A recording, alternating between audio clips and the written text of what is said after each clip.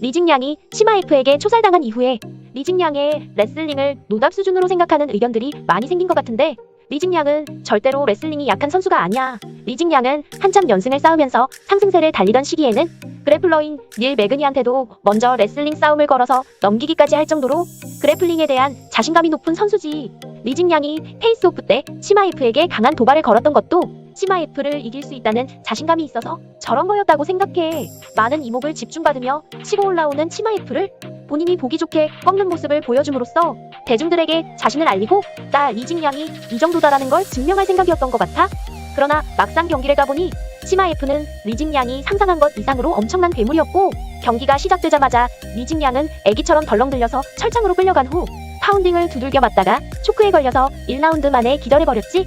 경기가 끝난 후 경기 결과를 발표하는 시간에 치마F에게 박수를 쳐주며 멋쩍은 웃음을 짓는 리징양의 모습이 꼭 와, 정말 세상에는 괴물이 많구나. 내 레슬링도 UFC에서 나름 괜찮게 먹히는 급이라고 생각했었는데 나를 이렇게 순식간에 무슨 물건 던지듯이 들어던진 후에 기절시켜버리는 선수가 있을 줄이야 라는 생각을 했던 것 같아.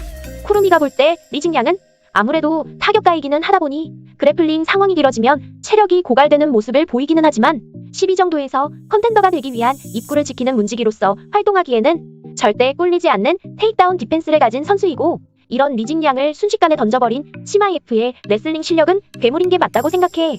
그리고 고작 11일짜리 하나 잡은 치마F를 왜 이렇게 띄워줌?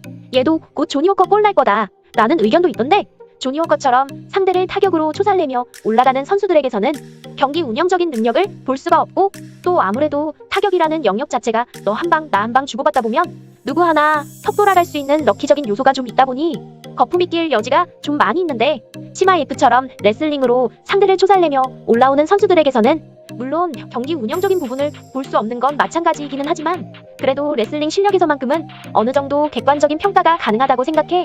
그래서 치마F의 타격 실력이 막 아스프렌급으로 다벗거나 맷집이 제임스 B급으로 유리턱인 경우만 아니고 레슬링 외적인 스탯들이 경기 운영이 가능한 최소한의 능력 정도만 된다면 강력한 레슬링을 바탕으로 경기를 풀어가면서 최소한 웰터급 타이틀 근처에서 컨텐더들과 이기고 지고 하면서 경쟁할 급은 된다고 생각해.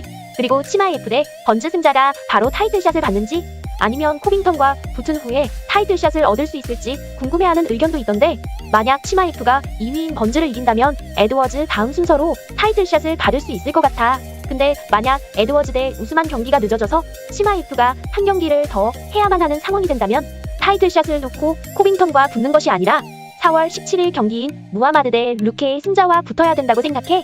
이 둘이 인지도가 없어서 아무도 언급을 안 해주는 느낌인데, 이 둘은 정말 쟁쟁한 선수들을 잡으며 루케는 4연승 무하마드는 6연승 중이야. 이런 엄청난 경쟁을 뚫고 올라온 선수들끼리 또다시 한번 붙었기 때문에 원래는 여기서 살아남은 승자가 타이틀샷을 바로 받는 것이 마땅한데, 그럴 수가 없는 이유가 코빙턴과 마스비달이 티켓 파워빨로 타이틀전을 2번씩 해버리는 바람에 우스만이 타이틀 방어를 열심히 하고 있는데도 웰터급이 좀 정체되어 있기 때문이야. 물론 티켓 파워 또한 코빙턴과 마스비달의 능력이니 잘못된 건 아니라고 생각해.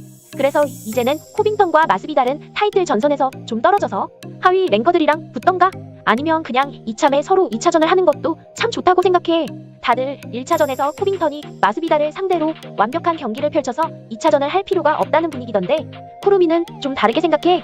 1라운드는 서밍으로 거저먹었고 2라운드, 4라운드는 마스비달을 거의 눌러놓지도 못하고 오히려 본인이 턱 돌아갔었어. 코빙턴 입장에서 마스비달은 탑랭커 중에서 거의 가장 쉬운 상성이었고, 그 당시 2연패 중이던 39살 마스비달을 상대로 이런 경기력을 높게 평가할 건 아니라고 생각해서 이번에 길거리에서의 사건도 있었겠다. 그냥 리매치 한번 하면 나름 볼만할 것 같아. 암튼 그래서 구독과 좋아요는 눌러줄 거지?